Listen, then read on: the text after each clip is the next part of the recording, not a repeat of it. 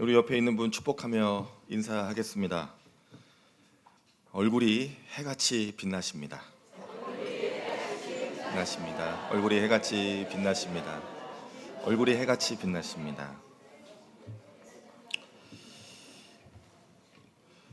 자, 한 번 더 인사하겠습니다. 하나님의 손이 붙드실 겁니다.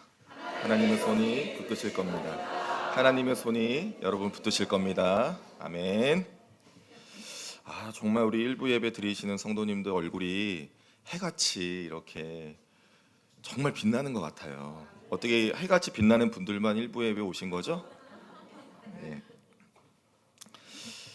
참 저에게는 감사한 한 주였습니다. 본당 리모델링 공사로 시끄러워요. 연일 시끄럽습니다. 망치 소리, 작업하는 소리, 바닥을 이렇게 까는 소리며 아주 시끄러워요. 사실 우리 옆 건물 지금 공사 중이거든요. 먼저 시작했잖아요. 시끄러워요. 그래서 시끄러운데 왜 감사하냐면 그 옆 건물 공사하는 소리가 굉장히 저한테 거슬렸거든요. 그런데 우리 집 공사하는 소리가 이렇게 좋은 소리인지 제가 이번에 깨달았어요. 그래서 막 시끄럽게 있다가 이제 일하시는 분들 나가면 한 번씩 이렇게 제가 보거든요. 오늘은 요만큼 돼 있구나. 오늘은 요만큼 돼 있구나 보면서 기대도 되고 막 행복하고 막 망치 소리가 들릴 때마다 성전이 새롭게 되는 모습을 상상하면 참 좋습니다. 그리고 200명이 넘는 중보기도 사역자들이 세워져 또 기도의 소리가 또 우리의 마음과 영으로 들리니 너무 좋아요. 그리고 또 한 가지 있습니다. 드디어 서울문화예술고등학교 친구들과 만나게 되었어요. 이 사진은 역사적인 사진이 될 거라고 좀 믿는데 비가 와서 두 목사님, 우리 전도사님은 우비를 쓰고 저는 우아하게 우산을 이렇게 쓰고 있는 장면인데 안으로 아직 들어가지 못했습니다. 아직 학교와 협의가 되지는 않았어요. 그냥 기도 가운데 더 지체되면 안 될 것 같아서 그냥 일단 출격했습니다. 가서 교회 스타렉스 갖다 놓고 이렇게 음료수 깔아놓고 하는데 애들이 나온 거예요. 나와서 아이들이 특성화 고등학교다 보니까 뮤지컬 학과도 있고 그렇더라고요. 밝아요. 먼저 다가왔어요. 우리는 걱정했는데 먼저 와서 뭐 하시는 분이시냐고, 어디서 나오셨냐고. 그래서 이제 음료수도 주고 저 사진도 아이들이 먼저 찍자고 한 거예요. 우리가 사진 찍어주겠다고. 그래가지고 이렇게 우리 목사님들 사진 찍었고 오늘 교장 선생님도 나와서 어디서 나왔는지 뭐 하는지 불안할 수 있잖아요. 남부교회에서 기도하며 음료수 드리려고 한다 이렇게 됐습니다. 그렇게 인사를 했어요. 비록 학교 밖이었지만 결국에 우리는 학교 안으로 들어갈 것이라고 믿고 또 많은 영혼들을 구원하는 은혜가 있으리라고 믿습니다.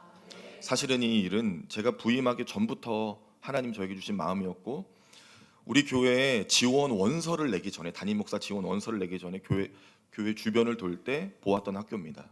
만약에 내가 담임 목사가 되면 이 학교에 전도하러 와야지.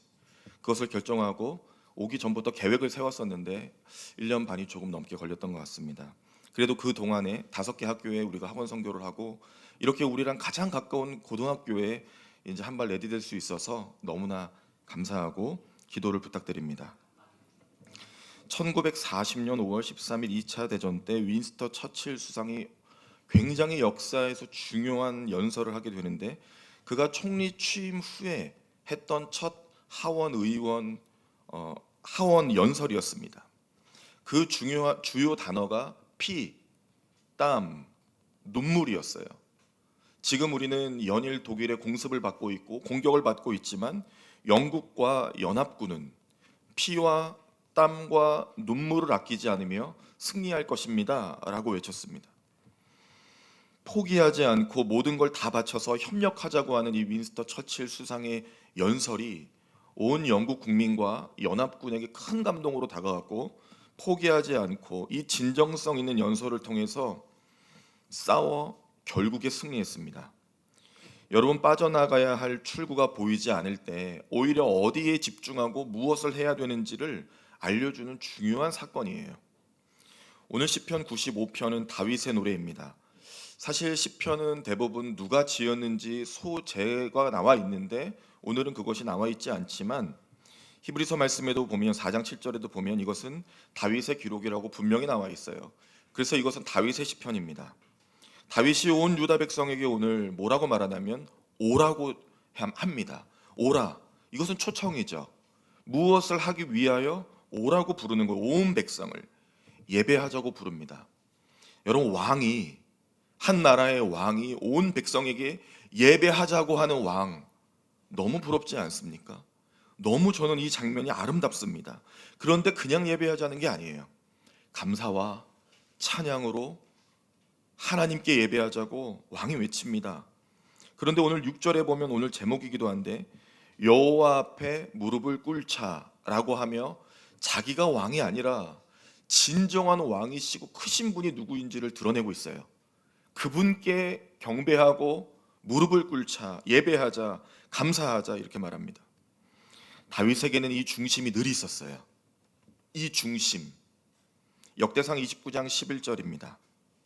여호와여 위대하심과 권능과 영광과 승리와 위엄이 다 주께 속하였사오니 천지에 있는 것이 다 주의 것이로소이다. 여호와여 주권도 주께 속하였사오니 주는 높으사 만물의 머리이심이니이다. 아멘이죠. 다 누구의 것이다? 하나님의 것이다. 그것이 이 다윗 중심에 있었어요. 그러니 그게 티가 날 수밖에 없어요. 여러분, 정말 감사하면 티납니다. 그냥 진심을 담아서 정말 해같이 빛나세요 이거랑 해같이 빛나세요 이건 너무 다른 것이거든요. 감사하면 티가 나는데 이 다윗에게 티가 많이 났어요. 다 하나님의 것이라고 하는 티가 너무 많이 났습니다. 놀라운 선언이에요. 놀라운 신앙 고백입니다. 여러분, 오늘 이 본문이 무슨 말이냐면 모세와 함께 애굽을 탈출하여 하나님의 은혜로 이스라엘이 걸었던 길이 광야였는데 몇 년 걸렸죠? 40년 걸렸어요. 한 세대가 다 죽었습니다. 모세와 함께 나왔던 출애굽 1세대는 그 광야 40년 동안 다 죽었어요.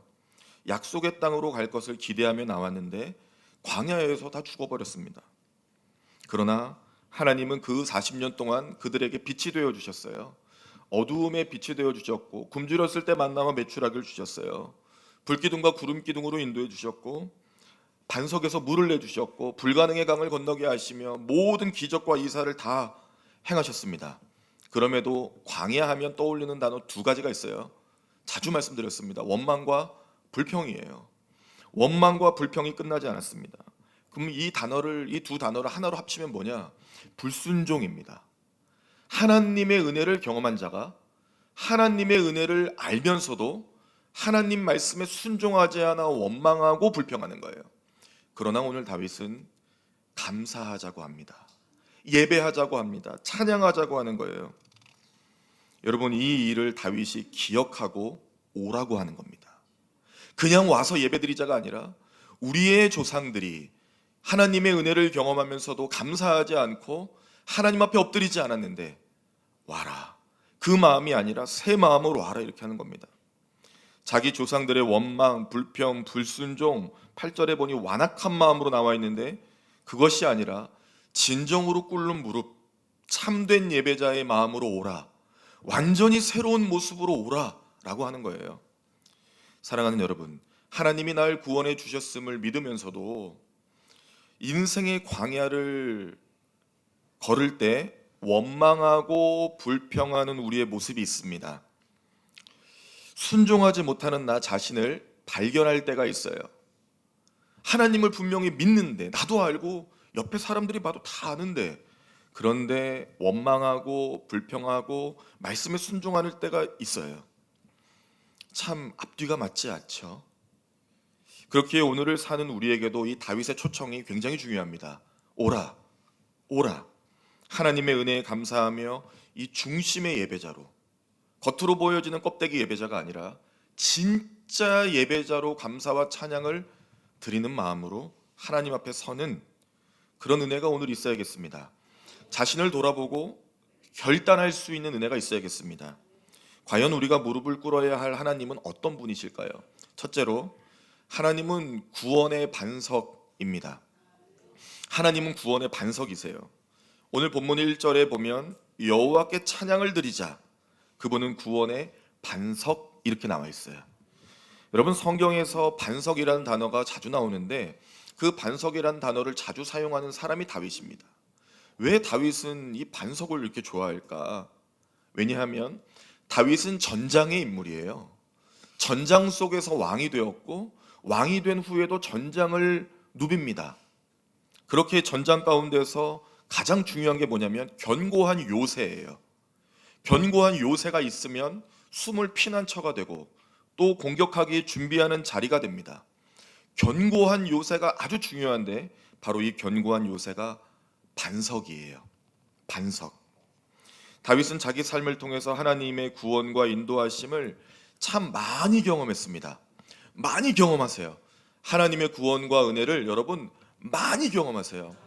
우리의 자녀들이요, 흔들리지 않으려면 하나님의 구원과 은혜를 자주, 많이, 가능하면 매일 경험해야 돼요.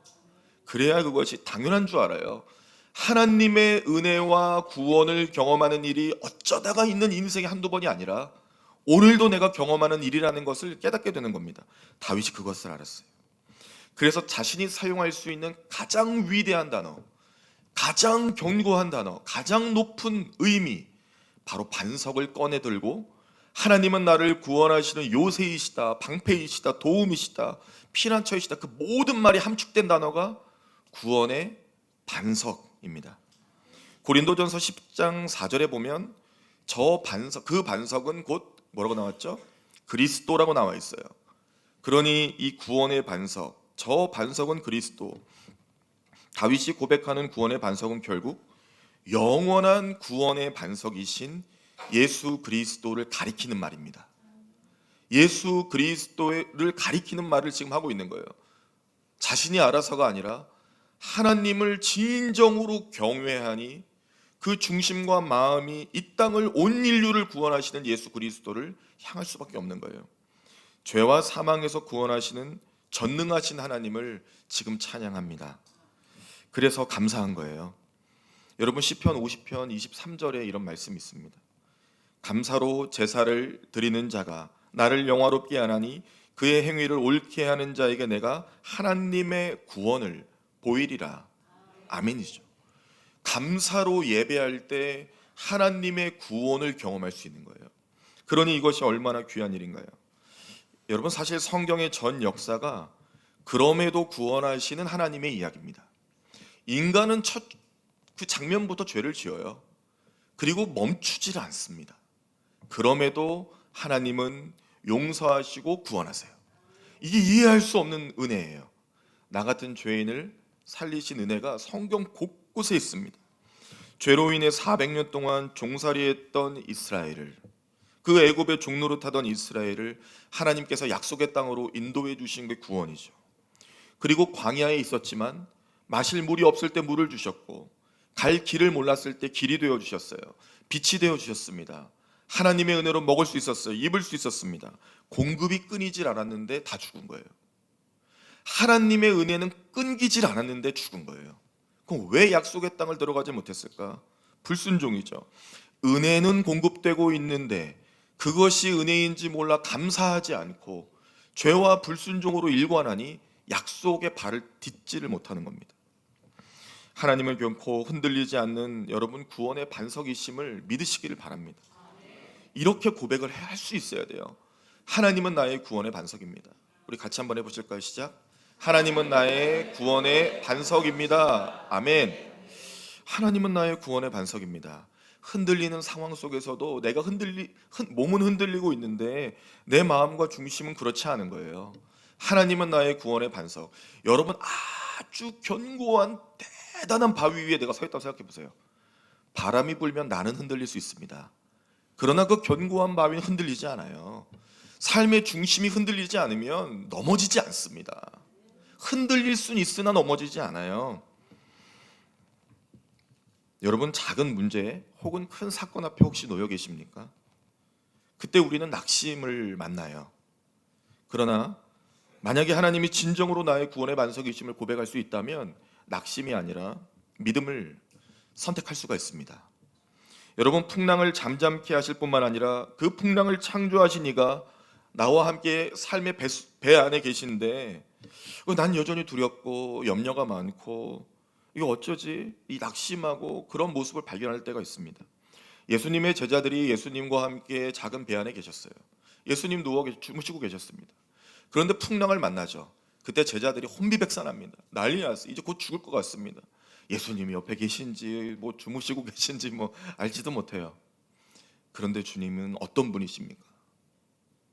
온 인류를 구원하기 위하여 하나님의 독생자로 이 땅에 오셨어요. 모든 만물의 주권자이시고 소유자이시며 창조주이십니다. 그분이 나와 함께 있는데 그분이 있는 거 인지도 못하는 거예요. 여러분, 우리 입술은 하나님을 믿는다 하지만 우리의 마음과 중심이 정말 하나님을 믿고 있습니까? 이 질문 앞에 겸손하게 서서 자기를 봐야 돼요.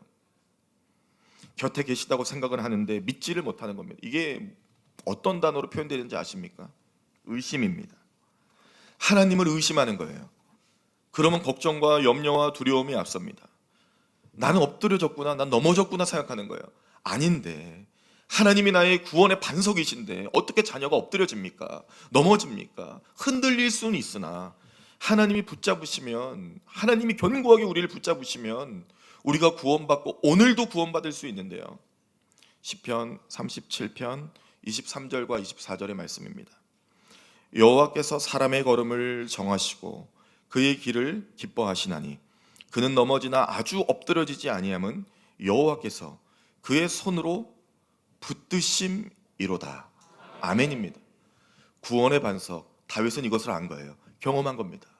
넘어진 줄 알았는데 붙들고 계셨던 거예요. 완전히 고꾸라지지 않았습니다. 하나님은 다윗을 또 세워주시고 또 세워주시고 또 세워주셨어요. 끊임없이 세워주셨어요. 잃었던 건강을, 아팠던 마음을, 상처받았던 상황을 다 세워주셨어요. 다윗의 무너진 장막은 완벽하게 세워집니다. 하나님께서 그 당시에도 세우셨지만 역사 가운데 예수 그리스도를 통하여 그 인생이 얼마나 의미 있는 인생인지를 알게 해주셨어요.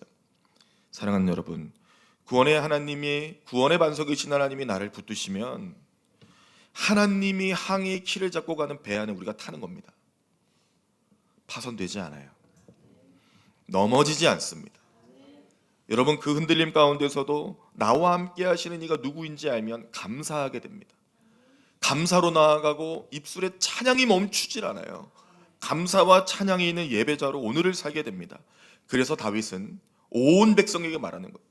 오늘 우리가 감사와 찬양으로 예배를 드려야지. 하나님의 은혜를 경험했으면서도 불평과 원망으로 불순종하면 약속의 땅에 들어가지 못한다. 약속의 땅에 들어가는 오늘 우리 이스라엘이 되자, 그렇게 초청장을 보냈는데요.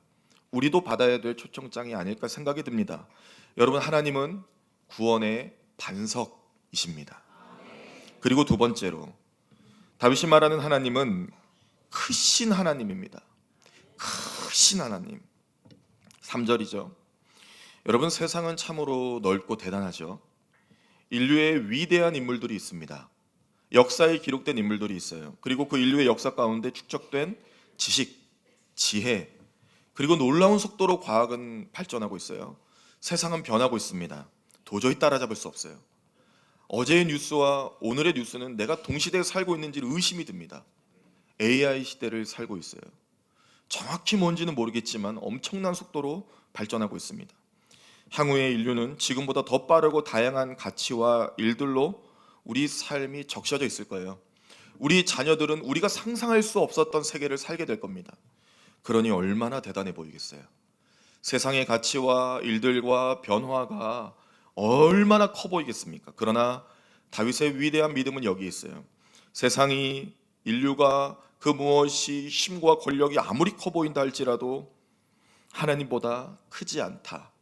그것이 전제가 되니까 고백한 거예요. 크신 하나님, 그 무엇도 그분보다 크지 않다는 거예요. 왕인 자기 자신도 그분의 종입니다.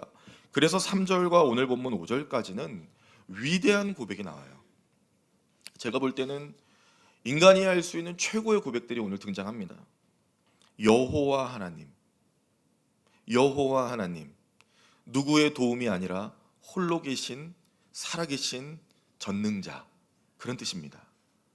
누구의 도움 없이도 스스로 도우시느니 크신 하나님, 모든 신들보다 크신 왕, 모든 신들이 있다고 말하는 게 아니에요. 세상이여 너희가 말하고 믿고 있는 그 모든 신들이 얼마나 하찮고 아무것도 아닌 존재인지 아는가. 나의 하나님은 크신 하나님이다 라고 말하는 겁니다. 그분은 비교할 수 없는 전능하신 하나님인데, 그러면서 설명이 쫙 나오죠. 땅의 깊은 곳까지 하나님의 손에 있대요. 여러분, 땅의 깊은 곳은 어딘데요? 알 수가 없죠. 볼 수도 없어요. 만질 수도 없습니다.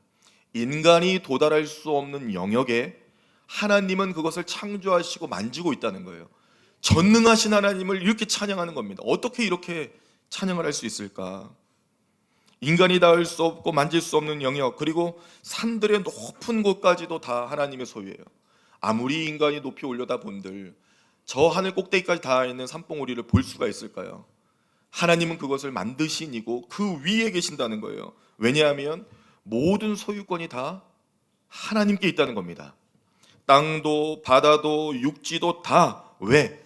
하나님이 지으셨기 때문에 그렇습니다.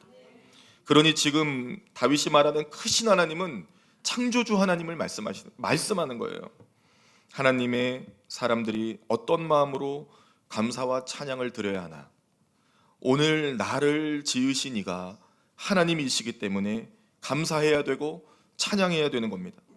바다도 육지도 다 하나님이 지으셨어요. 여러분, 지금까지 인도하신 분도 하나님이시고요, 앞으로 우리를 이끌어 가실 분도 하나님이세요. 우리의 가정과 자녀들을 형통하게 하실 리가 누굽니까? 부모의 계획입니까? 아무리 계획 많이 세우고 잘 세워도 뭐 따라와야죠, 얘가. 그러나 하나님이 감동을 주시면 그 길을 갑니다. 목사들이 왜 목사 된 줄 아세요? 다양한 이유가 있겠죠. 중도에 포기하는 분들도 있습니다.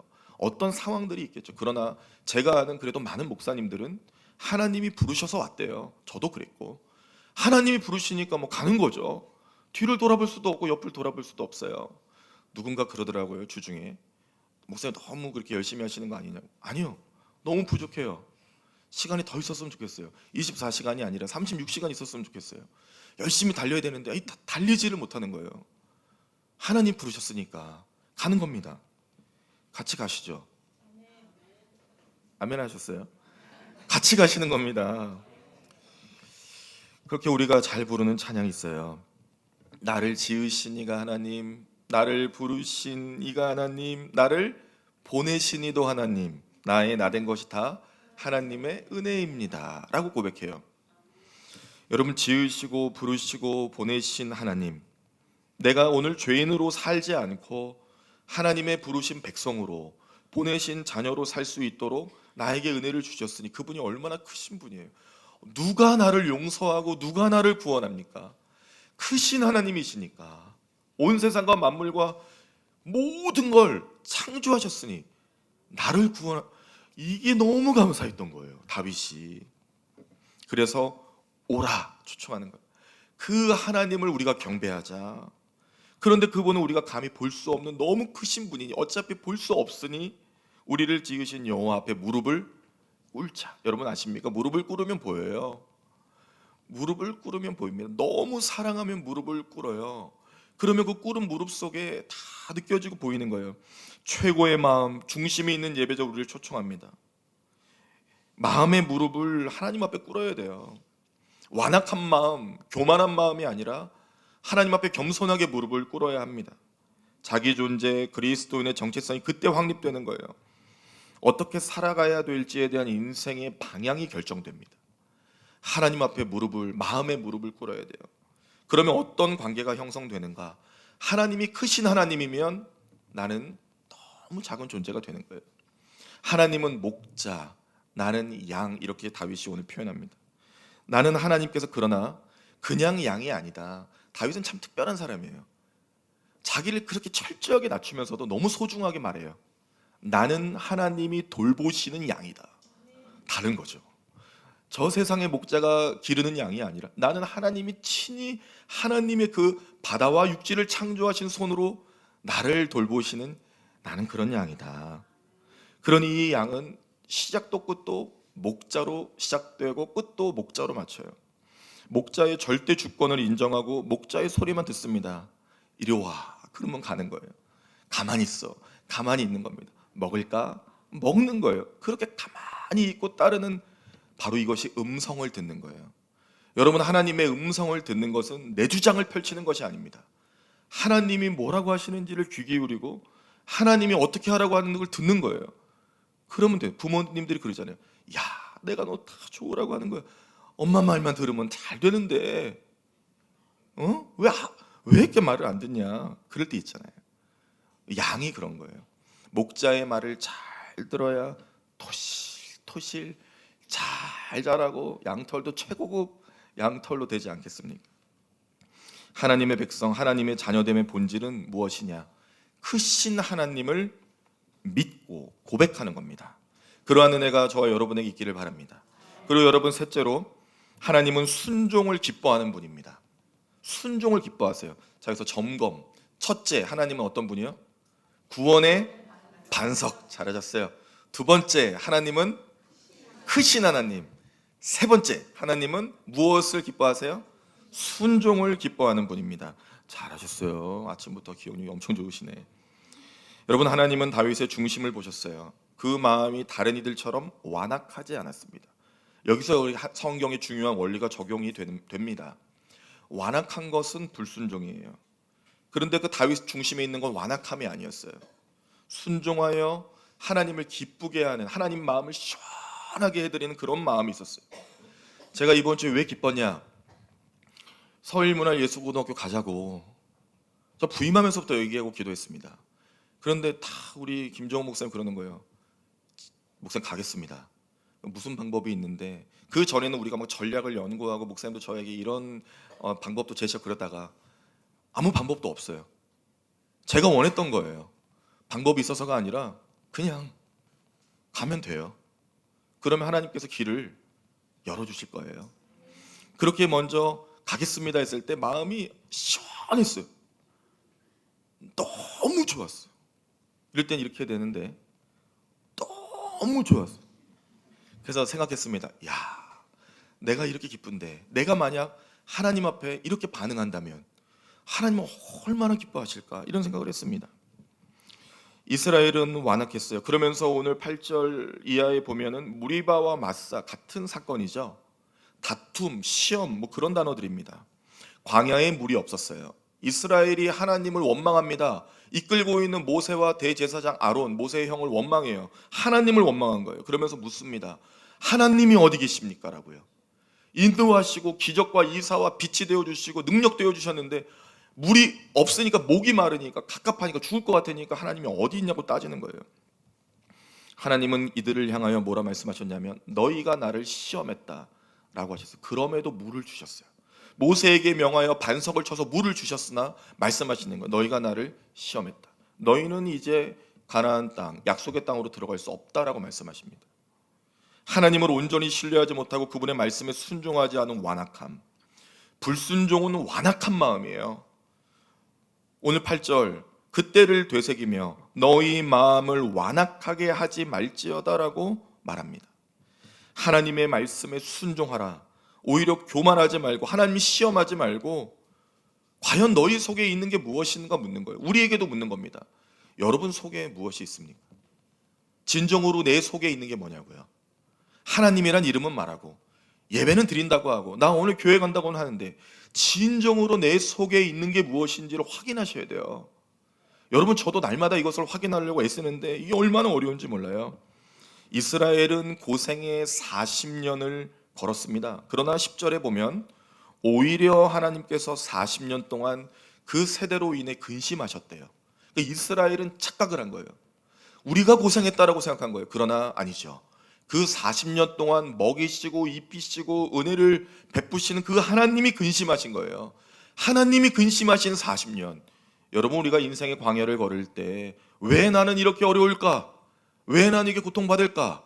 다른 사람들 저렇게 잘 살고 악인들도 잘 사는 것 같은데 나는 왜 그럴까? 아니요. 하나님이 나를 근심하는 시간입니다. 하나님의 은혜를 더 찬양하라고, 하나님이 하실 수 있음을 인정하라고, 구원의 반석, 크신 하나님이심을 인정하라고, 너는 지금도 나에게 순종할 수 있냐고 질문하시는 거예요. 여기서 완악한 마음을 먹으면 안 돼요. 알겠습니다, 주님. 더 감사하고 더 찬양하고 더 예배해야죠. 다윗과 같이 구원의 반석이신 하나님을 경배하지 않고 마음의 무릎을 꿇지 않고 하나님이 하실 일과 인도하시는 길을 알지 못한 세대, 하나님은 알길 원하세요. 순종하기를 원하십니다. 사무엘하 5장 17절 이하를 보면 다윗이 블레셋과 전쟁을 해요. 하나님께 구합니다. 주님, 내가 올라갑니까? 저들을 나에게 넘겨주시겠습니까? 라고 물어요. 두 번의 전쟁 가운데 다 똑같이 묻습니다. 한 번은 하나님께서 가라고 하셨어요. 내가 너에게 저들을 넘겨주겠다 하셨어요. 두 번째는 기다려라. 기다리고 내가 신호를 주면 움직여라. 그렇게 말씀하셨어요. 기다립니다. 철저하게 하나님께서 하라는 대로 하는 거예요. 순종합니다. 두 번 다 완벽한 승리를 얻어요. 다윗의 전 인생이 그랬습니다. 실패하지 않는 인생, 하나님 말씀에 순종하여 실패하지 않는 인생, 경험의 무릎, 지식의 무릎, 내가 가진 모든 무릎을 하나님 앞에 꿇어야 돼요. 그것을 다 엎드려야 돼요. 여러분, 우리에게 있는 귀한 하나님의 말씀이 있습니다. 오늘도 내 귀로 들리지 않더라도 우리에겐 이미 하나님 말씀이 있어요. 그 십자가입니다. 나를 위해 피를 흘리시고 나를 위해 죽은 자리, 오늘 우리가 그 위에 서 있는 겁니다. 가장 견고한 반석, 예수가 나를 위해 죽어 만드신 이 십자가라고 하는 구원의 반석, 그 위에 서 있는 거예요. 악한 마귀 사단이 세상이 아무리 흔들려도 흔들리지 않는 보혈의 바다가 있습니다. 견고한 주님의 다리가 있는 거예요. 그렇게 우리를 안아주시고 붙드시는 거예요. 그 구원이 오늘 우리에게 있다면 감사해야죠. 찬양해야 하는 겁니다. 구원의 반석인 그리스도가 죄와 사망에서 나를 건지시고 어떤 공격에도 흔들리지 않도록 은혜를 베푸시는 거예요. 여러분, 모든 무릎을 다 꿇으세요. 내 경험, 지식, 생각, 마음, 판단 다 엎드리세요. 아무것도 할 수 없다고 두 손 두 발 다 드세요. 이게 가장 귀한 예물입니다. 하나님이 원하시는 한 가지, 자기 판단의 무릎, 하나님보다 높아지려고 했던 마음, 세상이 더 커 보이고 위대해 보이는 일들, 근심하고 염려하고 주님이 나와 함께 하신다면서 믿질 못하는 그 의심의 모든 무릎을 다 꿇으세요. 그렇게 하나님 앞에 꿇는 무릎만큼 그분의 생각과 길을 알아갑니다.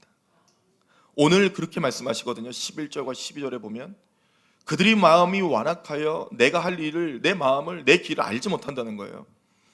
하나님께 무릎을 꿇으면, 순종하면 그분의 음성이 또렷해지고 온전한 순종으로 하나님을 기쁘게 한 다윗처럼 광야의 1세대와 같이 광야에서 죽지 않고 순종하여 들어간 사람들 갈렙과 여호수아와 같이 하나님의 말씀에 온전히 순종하여 약속의 땅에 들어간 2세대와 같이 우리와 우리의 자녀들이 하나님의 약속을 경험하는 인생이 될 것입니다.